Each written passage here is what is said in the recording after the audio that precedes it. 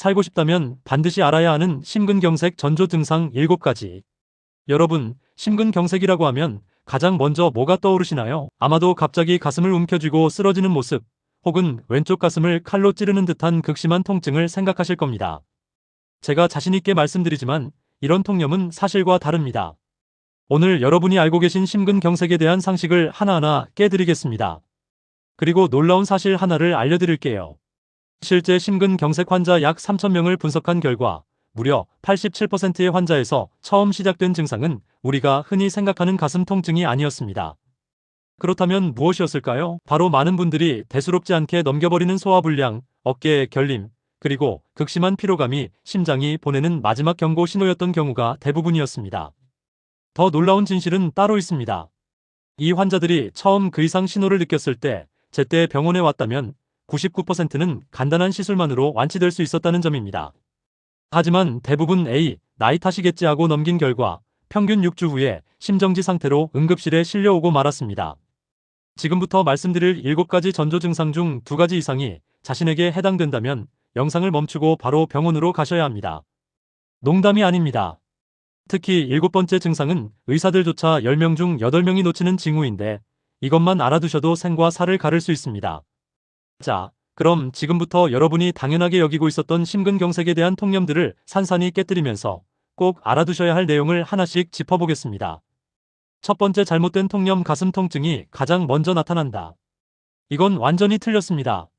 제가 직접 분석한 데이터를 보면 65세 이상 심근경색 환자의 73%는 가슴이 아닌 속 쓰림이나 소화불량으로 증상이 시작됐습니다.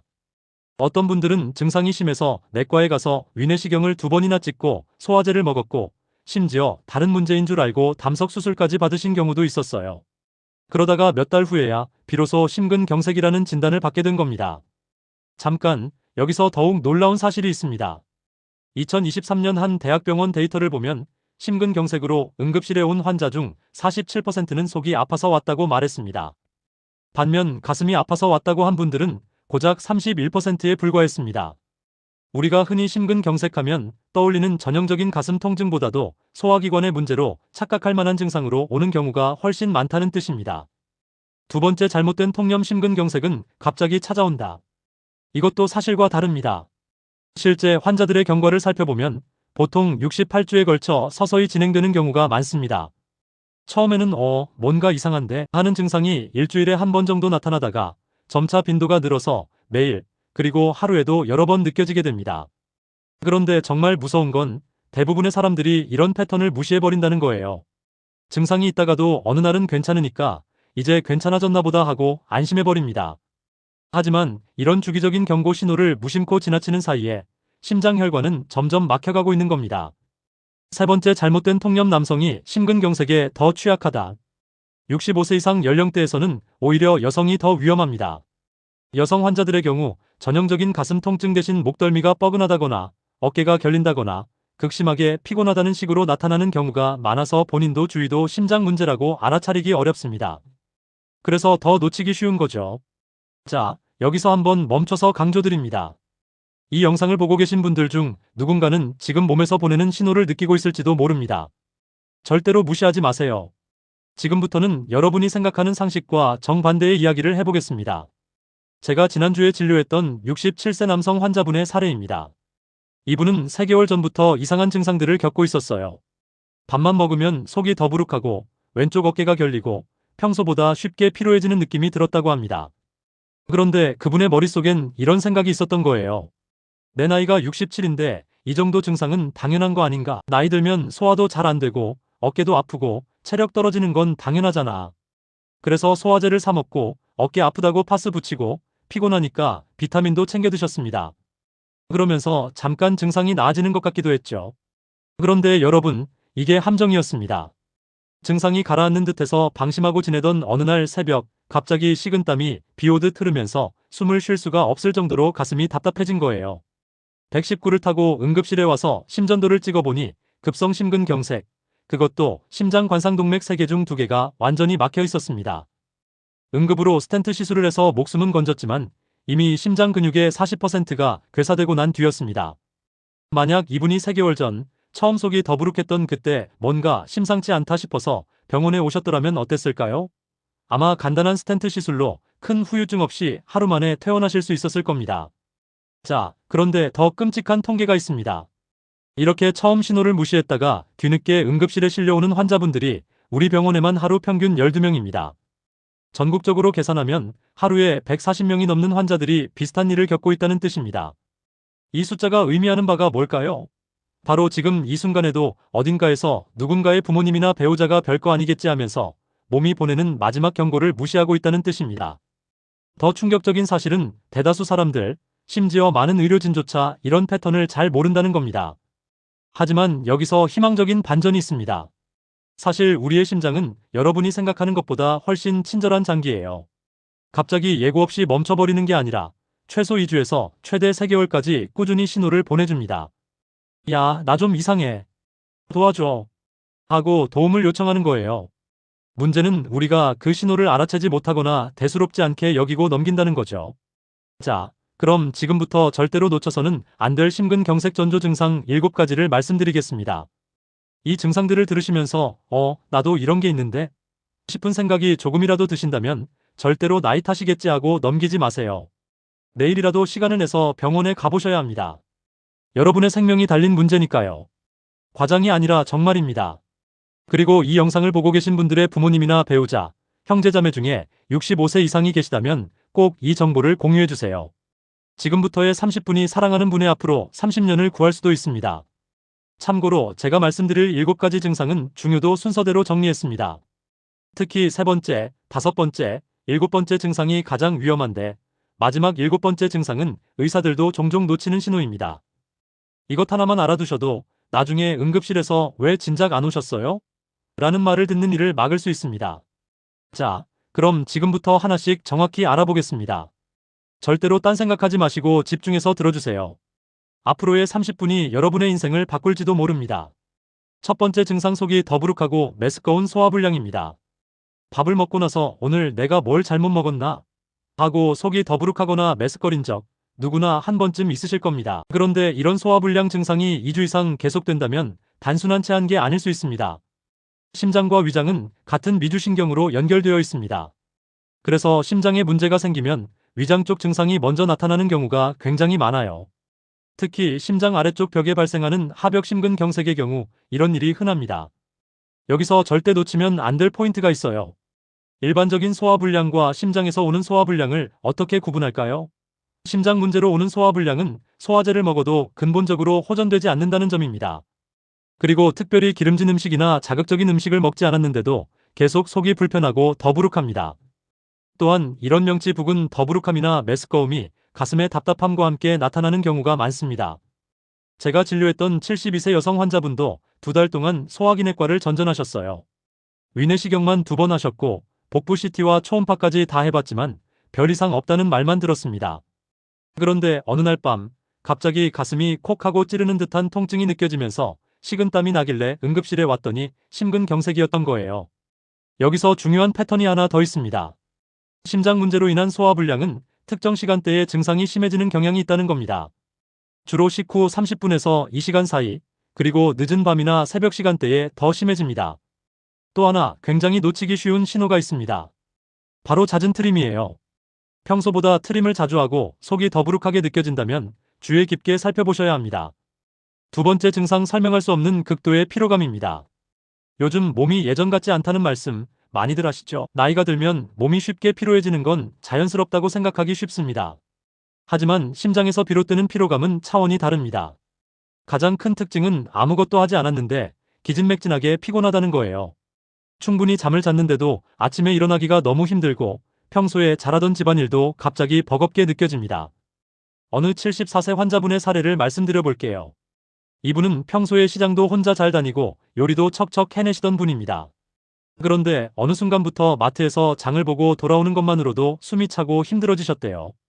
좋아하시던 요리도 하다가 중간에 앉아서 쉬어야 할 정도로 극도로 피곤해지셨다고 합니다. 처음엔 본인도 내 나이가 74인데 이 정도 피곤한 건 당연하지 하고 대수롭지 않게 생각하셨대요. 하지만 이런 피로감이 점점 심해져서 나중에는 하루 종일 거의 누워만 지내게 되었다고 합니다. 검사를 해보니 관상동맥이 85% 좁아져 있는 상태였어요. 여기서 중요한 패턴이 있습니다. 심장에서 기인하는 피로감은 파도처럼 몰려온다는 것입니다. 어떤 날은 좀 괜찮다가 어떤 날은 너무 피곤해서 아무것도 못하겠다가 이런 좋고 나쁜 날이 교대로 나타납니다. 그리고 시간이 지날수록 컨디션 나쁜 날이 점점 더 많아지는 것이 특징이죠. 또 하나, 밤에 푹 자도 피곤이 풀리지 않는다는 점입니다. 8시간을 푹 자고 일어나도 마치 23시간밖에 못 잔 것처럼 개운하지가 않아요. 여기서 놓치면 안 되는 포인트가 또 있습니다. 이런 극심한 피로감이 왼쪽 어깨나 목덜미의 뻐근함과 함께 나타난다면 심장 문제를 특히 의심해야 합니다. 참고로 여성분들은 더욱 주의해야 해요. 여성의 경우 이렇게 설명하기 어려운 피로감이 유일한 증상으로 나타나는 경우도 꽤 있습니다. 세 번째 증상, 왼쪽 어깨, 목, 턱의 뻐근함 또는 통증입니다. 자, 아주 중요한 증상이 나왔습니다. 이 증상은 많은 분들이 심장 때문이라고 전혀 생각 못하고 다른 질환으로 오해하는 경우가 많습니다. 50견인가? 목 디스크가 왔나? 하고 정형외과부터 찾아가시는 분들이 정말 많죠. 물론 근골격계 질환일 수도 있지만 심장에서 오는 방사통일 가능성도 꼭 염두에 두셔야 합니다. 방사통이란 심장에서 발생한 통증이 신경을 따라 다른 부위로 번져나가는 것을 말합니다. 특히 왼쪽 어깨, 목 뒷부분, 턱 아래쪽에 이런 방사통이 잘 나타납니다. 그렇다면 일반적인 근육통이나 관절통과 심장에서 오는 방사통은 어떻게 다를까요? 보통 근골격계 통증은 특정 자세를 취하거나 마사지를 하면 완화되는 경우가 많습니다. 하지만 심장에서 비롯된 통증은 자세를 바꿔도 안마를 받아도 근본적으로 호전되지 않는다는 것입니다. 진통제를 먹어도 통증이 계속될 수 있어요. 예를 들어 68세 환자분은 8개월 동안 정형외과에서 50견 치료를 받으셨습니다. 물리치료도 받고 도수치료, 주사치료까지 해봤지만 전혀 나아지지 않았다고 해요. 그러다가 어느 날 가슴이 답답한 증상이 새로 생겨서 저희 병원에 오셨는데 검사 결과 관상동맥 3개 중 2개가 심하게 좁아져 있었습니다. 여기서 특별히 주의해야 할 신호가 하나 있습니다. 턱 아래나 목 앞쪽이 아프면서 치아가 이상하게 아픈 느낌이 든다면 이것은 심장으로부터 오는 매우 위험한 신호일 수 있습니다. 실제로 많은 분들이 이를 치통으로 착각해서 치과에 가시느라 골든타임을 놓치는 일이 있습니다. 또 하나 중요한 포인트는 통증이 활동할 때 더 심해진다는 것입니다. 평소에는 괜찮다가도 계단을 오르거나 빠르게 걸을 때 어깨나 목이 더 아프다면 반드시 심장 관련 검사를 받아보셔야 합니다. 잠깐, 그리고 여성분들은 한 가지를 더 명심하세요. 여성 환자의 경우 반드시 왼쪽만 아프란 법이 없습니다. 오른쪽 어깨나 등 쪽으로 통증이 나타나는 경우도 꽤 있으니 왼쪽이 아니니까 괜찮겠지 하지 마시고 오른쪽 통증도 유심히 살펴보세요. 네 번째 증상, 평소보다 조금만 움직여도 숨이 차는 증상입니다. 나이가 들면 계단을 오르거나 빨리 걸을 때 숨이 차는 건 어느 정도 자연스러운 일이죠. 하지만 예전보다 더 쉽게 숨이 차고 답답해진다면 그냥 노화로만 볼 일은 아닙니다. 예를 들어 평소에는 3층까지 별 문제 없이 올라갔는데 요즘에는 2층만 올라가도 숨이 턱까지 차고 심장이 두근거린다면 주의해야 합니다. 또는 늘 하던 집안일을 하다가도 중간에 숨이 가빠서 멈추고 쉬어야 한다면 이건 역시 심장이 보내는 신호일 수 있습니다. 특히 밤에 자다가 갑자기 숨이 막힐 듯한 느낌에 깨어난 적이 있다면 더욱 조심하셔야 해요. 평소보다 베개를 높게 베야 잠이 편하시다거나 평소에 잘 누워서 자던 분이 등을 세워 반쯤 앉은 자세에서 더 숨쉬기 편하다고 느끼신다면 이것도 심장 문제를 시사하는 증상입니다. 제 환자 중 71세 분은 새벽에 갑자기 숨이 막혀서 깜짝 놀라 깨는 일이 자주 있으셨다고 해요. 처음에는 잠자리가 불편한가 하고 대수롭지 않게 여기셨는데 그런 일이 거의 매일 밤 반복되더랍니다. 나중에 검사를 해보니 심장 기능이 상당히 떨어져 있는 상태였습니다. 여기서 정말 중요한 패턴이 있습니다. 심장에서 오는 호흡곤란은 누워있을 때 특히 심해진다는 점입니다. 의학 용어로 기좌호흡이라고 하는데 앉아있거나 서있을 때는 괜찮다가 누우면 숨이 차고 답답해지는 증상을 말합니다. 만약 누워있을 때 숨쉬기가 불편해서 자꾸 자리에서 일어나 앉게 된다면 이는 정말 위험한 신호예요. 또 다른 신호는 말할 때 숨이 찬 것입니다. 평소에는 길게 한 문장씩 말해도 괜찮았는데 요즘 들어서는 두세 마디 하고 숨을 몰아쉬어야 한다면 주의해보세요. 그리고 다시 한번 강조하지만 이런 호흡곤란이 가슴 답답함이나 어깨에 결림 같은 다른 증상과 함께 나타난다면 단순히 나이가 들어서 그렇다고 볼 일이 절대 아닙니다. 다섯 번째 증상, 발목과 정강이의 부종붓기입니다. 자, 이제 많은 분들이 놓치기 쉬운 증상이 나왔습니다. 나이가 들면 다리가 좀 붓는 일도 있지 하고 대수롭지 않게 여기실 수 있는데 이건 역시 중요한 심장의 경고 신호일 수 있습니다. 심장의 펌프 기능이 약해지면 혈액순환이 원활하지 않아 체액이 말초 부위에 고이게 됩니다. 그러면 중력의 영향으로 체액이 아래쪽에 몰려 발목과 종아리부터 붓기 시작해요. 여기서 중요한 것은 부종의 특징을 아는 겁니다. 손가락으로 꾹 눌렀을 때 움푹 들어간 자국이 생기고 5초 이상 그 자국이 그대로 남아있다면 심장 문제로 인한 부종을 의심해 봐야 합니다. 또한 심장 문제로 생기는 부종은 아침보다는 오후나 저녁에 심해지는 경향이 있습니다. 69세 환자분 한 분은 갑자기 신발 사이즈가 작아졌다고 느끼셨대요. 평소 신던 신발이 갑자기 꽉 끼고 양말을 벗으면 자국이 깊게 남는 걸 보면서도 나이 들면서 발이 퍼졌나 하고 생각하셨답니다. 그런데 알고 보니 심장 기능 저하로 인한 부종이었어요. 여기서 더 무서운 패턴이 하나 있습니다. 처음에는 발목만 붓던 것이 시간이 지나면서 점점 위쪽으로 올라온다는 것입니다. 발목에서 종아리로, 무릎, 심지어 허벅지까지 부어오를 수 있어요. 허벅지까지 붓는 상태라면 신부전이 상당히 진행된 아주 심각한 상태입니다. 또 하나 주의할 점은 체중의 변화입니다. 특별히 많이 드시지도 않았는데 일주일에 23kg 이상 체중이 급격히 늘었다면 몸의 수분이 비정상적으로 쌓이고 있다는 뜻일 수 있습니다. 잠깐 여기서 스스로 할 수 있는 간단한 체크 방법을 알려드릴게요. 정강이뼈 앞쪽을 엄지손가락으로 10초 정도 꾹 눌러보세요. 손을 뗀 후에도 눌린 자국이 남아서 30초 이상 사라지지 않으면 병원에 가셔서 심장 검사를 받아보시는 게 좋습니다. 6번째 증상 식은땀이 나면서 어지럽고 메스꺼운 증상입니다. 혹시 갑자기 식은땀이 비오듯 흐르면서 어지럽고 속이 울렁거린 적 있으신가요? 만약 이런 증상이 갑자기 나타났다면 반드시 응급실로 가셔야 합니다. 특히 이런 증상이 가슴의 불편감 답답함이나 통증과 함께 나타났다면 더욱 긴급한 상황입니다. 많은 분들이 갑자기 식은땀을 흘리면 혈압이 갑자기 올랐나? 또는 혈당이 떨어져서 그러나? 하고 생각하시는데 실제로는 심장에 혈류 공급이 심각하게 부족할 때 나타나는 위험 신호인 경우가 많습니다. 특히 활동 중에 이런 증상이 나타났다가 쉬면 사라지는 패턴을 보인다면 불안정형 협심증을 강력히 의심해야 합니다. 불안정성 협심증은 심근경색의 바로 직전 단계라고 보시면 돼요. 여기서 정말 중요한 것은 식은땀의 특징입니다.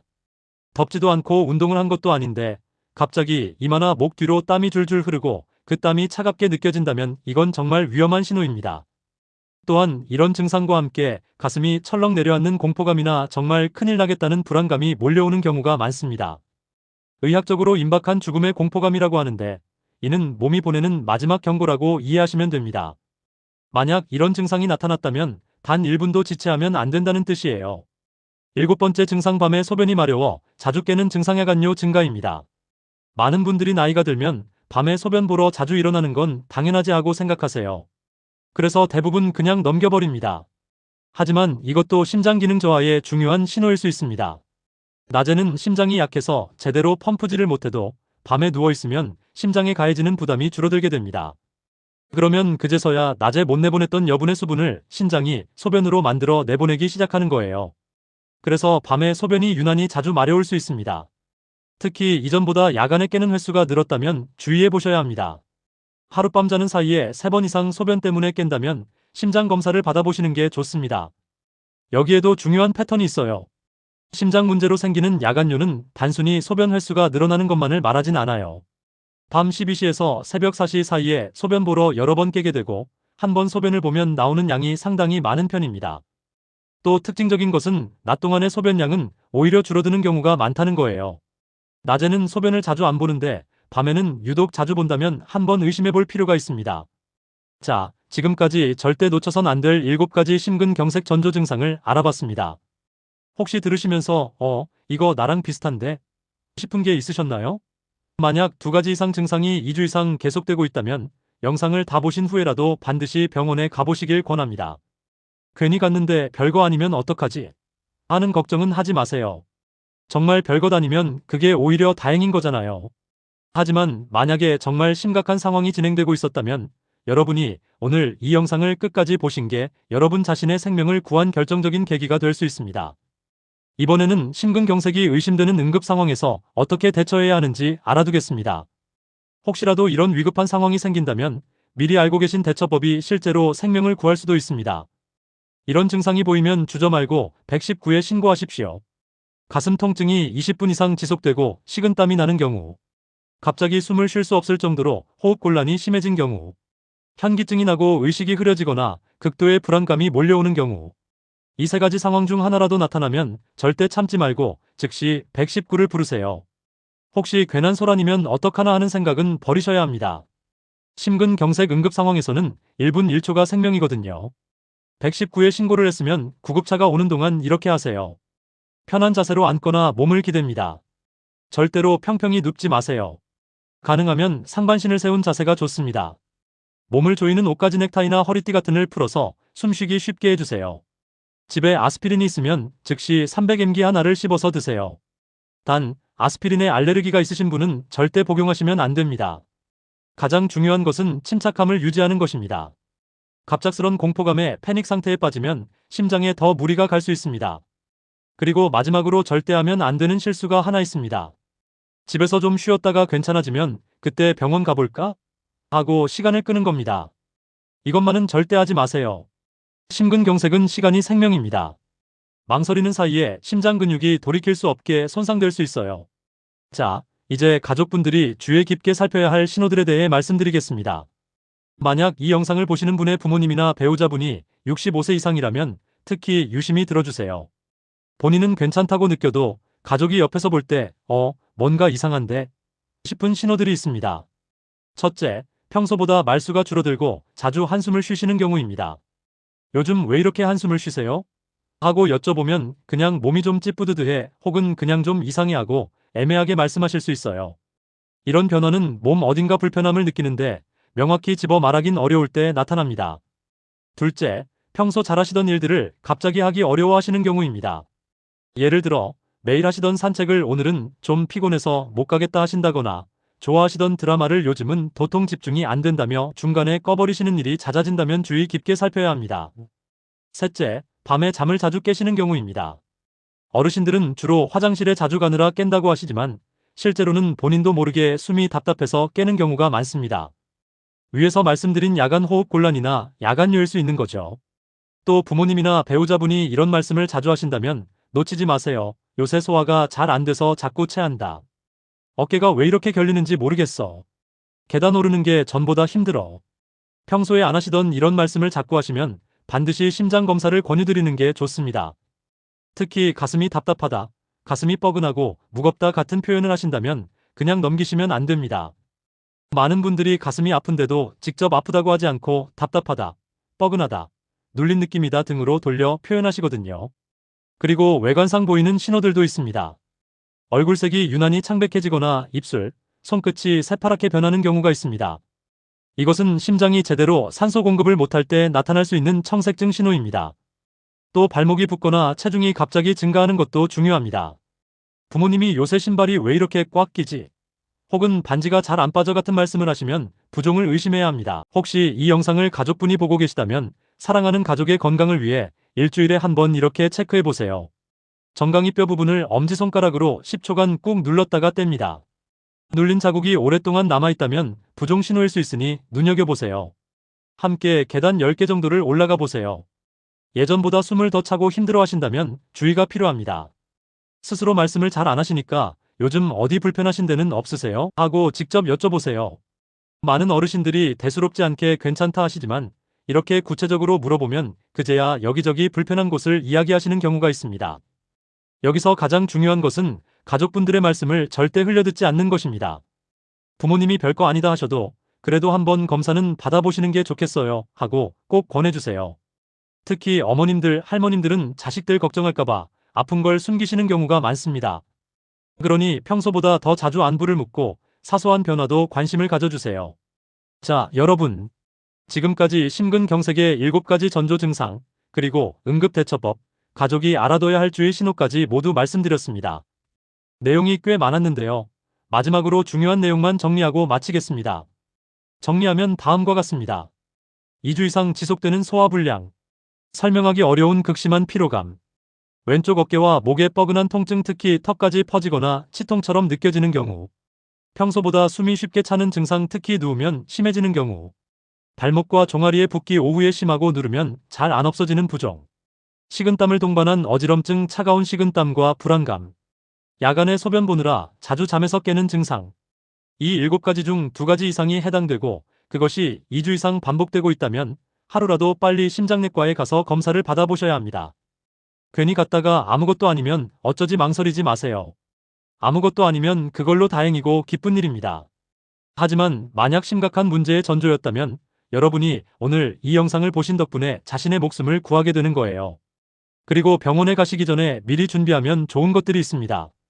첫째, 언제부터 어떤 증상이 시작되었는지 날짜와 양상을 메모해 두세요.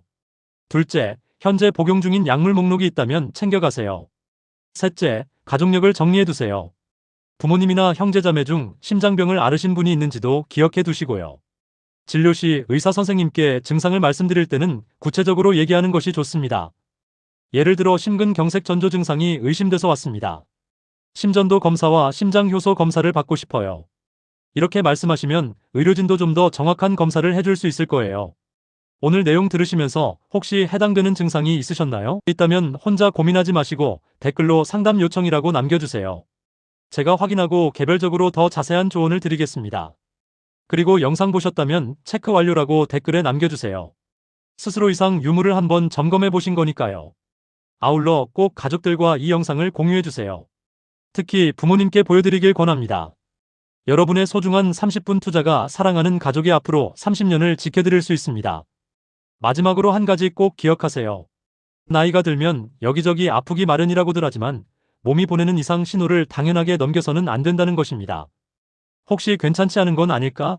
한 번 더 의심하고 귀를 기울이셔야 해요. 다음 영상에서는 오늘보다 더 놀라실 만한 주제를 준비하고 있습니다. 심근경색을 100% 예방하는 기적의 생활수칙 10가지를 공개할 텐데요. 특히 60대 이상이라면 반드시 아셔야 할 내용입니다. 이 수칙들만 지키면 심장병으로부터 거의 자유로워질 수 있다고 자신있게 말씀드려요. 또 하루 5분 투자로 심장을 20년 이상 젊게 만드는 비밀 운동법도 소개해드릴 예정입니다. 제가 심장 분야를 35년간 연구하면서 찾아낸 특별한 운동법인데 실제로 이 운동을 꾸준히 한 환자들의 심장 나이가 평균 15년이나 젊어졌다는 결과가 있습니다. 마지막으로 보너스 팁으로 의사들이 잘 알려주지 않는 심장 응급약 활용법도 알려드리겠습니다.